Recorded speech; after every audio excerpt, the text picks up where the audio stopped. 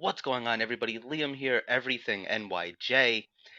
And I told myself I wasn't going to get into this, I wasn't going to touch this topic, but it's getting ridiculous at this point. It's the off season of the NFL, I get it, but it's not even the slow period right now. There's OTAs all across the league. There's a million different things that people could be talking about, and these reporters are once again just choosing to crap all over the New York Jets. And I didn't want to get into this. I really didn't.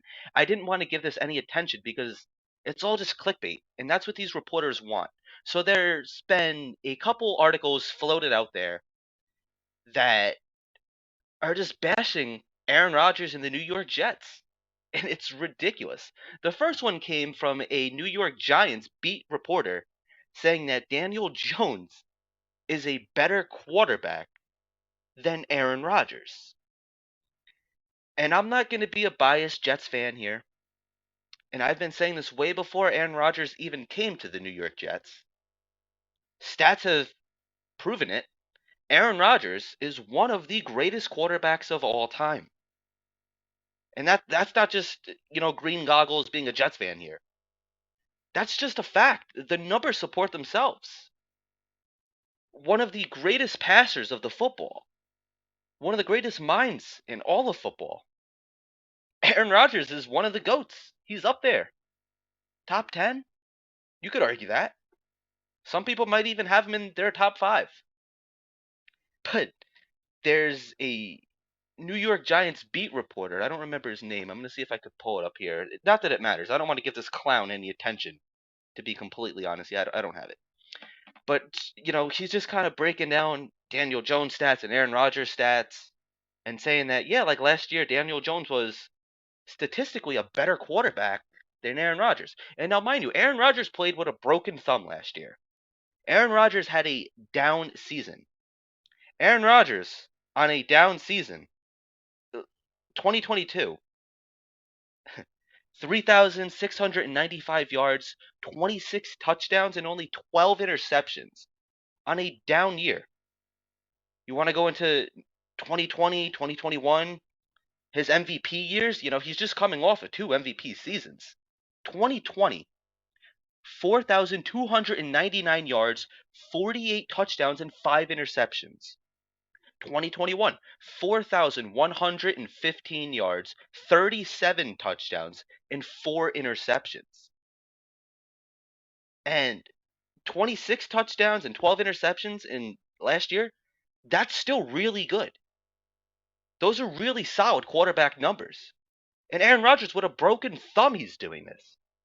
Daniel Jones, last year, 3,205 yards, 15 touchdowns, and 5 interceptions. Those are solid numbers too. But let's be honest. A couple years ago, a lot of Giants fans were really shaky on Daniel Jones. He wasn't doing all that great. And it could be argued that, yeah, Brian Daboll is bringing the best out of Daniel Jones, and Daniel Jones has the potential to become a very good quarterback. I'm not discounting Daniel Jones. This isn't a crap on Daniel Jones video. Not that I even really like him. I don't really have an opinion on him. Like, he's just irrelevant to me. Daniel Jones, we see him once every 4 years, and we see him in the preseason, and he is the quarterback of the other team that plays in MetLife. That's all he is to me. He doesn't matter. Does not matter whatsoever. But the New York Giants were in a interesting situation with Daniel Jones because they weren't 100% convinced that he was the guy.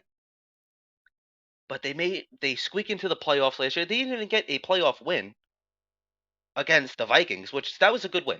It really was. The Minnesota Vikings had a great season last year. Choked first round of the playoffs, they're out. So they weren't really in a position to be drafting a quarterback. So they had to pay Daniel Jones, and they gave him a pretty hefty contract. But they kind of had to. They didn't really have a whole lot of options, especially when your team and your quarterback gets you into the playoffs. I'm not saying that Daniel Jones cannot be a good quarterback, but he's not better than Aaron Rodgers. He's just not. Maybe one day he will be. I don't know. But Aaron Rodgers, with a broken thumb, was still a very productive quarterback. And mind you, he did not have a ton of talent around him. He did not have a lot of weapons around him. So that's what I have to say about the Daniel Jones is better than Aaron Rodgers article, which is mind blowing. But anyway, and then there was ESPN's Bill Barnwell. I saw this on U Stadium on Twitter. I'm going to read you the quote here. Yes, the New York Jets needed to upgrade at quarterback. Let's say they could have they could have had Teddy Bridgewater, who has been perfectly acceptable for teams with great defenses in the past, with his tenures in Minnesota and New Orleans as recent examples. Bridgewater is 9 years younger than Rodgers, has been beloved everywhere he has gone as a pro, and is still available as an unrestricted free agent. This is just mind boggling once again. This is just crazy. So what they're trying to say here, what Bill Barnwell of ESPN, who is just desperate for clicks at this point, just clickbait season, I can't wait for the season to start. This is just clickbait season. What he's trying to say here is that the New York Jets, yeah, they went out and they got like an all-time great in Aaron Rodgers, but he's old. He's 39 years old. He can't win here. Was Peyton Manning not like 37 when he went to the Broncos? Was Tom Brady not 41, 42 when he went to the Buccaneers? And were they not successful quarterbacks? This has been done before. This has been done before. Aaron Rodgers still slinging the football. He was on one knee in OTAs the other day and threw a 50-yard pass on a knee. He didn't have to throw his body into it. He didn't have to use all of his strength. Just even you guys, we have reporters, beat reporters, like guys like Connor Hughes that are saying that Aaron Rodgers, just a flick of his wrist, he's throwing absolute dimes. So what this article is trying to say is, yeah, the Jets went out and they got an old quarterback who is an all-time great, but they could have just settled for Teddy Bridgewater. It's ridiculous. The New York Jets have been irrelevant all throughout the 2010s. Yeah, they had, in 2010, they had the AFC Championship game, which they lost. And they've been irrelevant ever since. Yeah, we've had some fun moments here and there. 2015 sticks out. We had a little bit of hope Sam Darnold's first game. We had a little bit of hope Zach Wilson's first game. But we haven't had a lot to hang our hats on. We haven't had a lot to be proud of these last 10 plus years. So the New York Jets were in a situation where they drafted both the offensive and rookie defensive of the year, Garrett Wilson, Sauce Gardner. Breece Hall was a candidate, probably would have won if he didn't get injured. You have Elijah Vera Tucker, Jermaine Johnson, Michael Clemens, who's a stud. And that's just to name a few. We have a lot of young talent that we're not giving any money to. These guys were on rookie deals. They realize they have a lot of talent. We're just a quarterback away. So the New York Jets, for once, acted like a competent organization, and they swung for the fences. They went all in. If you want to say, yeah, the Jets could have gone with Derek Carr, Jimmy Garoppolo, etc., yeah, I could see that. That would be a little more uh, acceptable in an article. You would have a point. You'd have a leg to stand on. The Jets like Derek Carr. But to say, yeah, they could have just settled for Teddy Bridgewater. As Jets fans, as the Jets organization, we got to stop settling. And that's what they did. They said, we're not going to settle for less. We're going to go all in. So Woody Johnson, Joe Douglas, Robert Saleh, they fly out to Malibu. They meet with Aaron Rodgers, and they sold him. Aaron Rodgers, four-time MVP, multiple-time Pro Bowler, Super Bowl MVP, one of the greatest of all time. He knows what talent looks like. He knows what a good team looks like. He realized that the New York Jets are a team on the rise. The Jets, their defense lit him up last year. He knows. Why settle for less? I don't understand it. Are you that desperate for clicks that you're just going to throw whatever out there and just hope it sticks on the wall? I like Teddy Bridgewater. I think he's a good backup quarterback. I wouldn't even mind signing Teddy Bridgewater now. Get rid of Tim Boyle. Get rid of Streveler.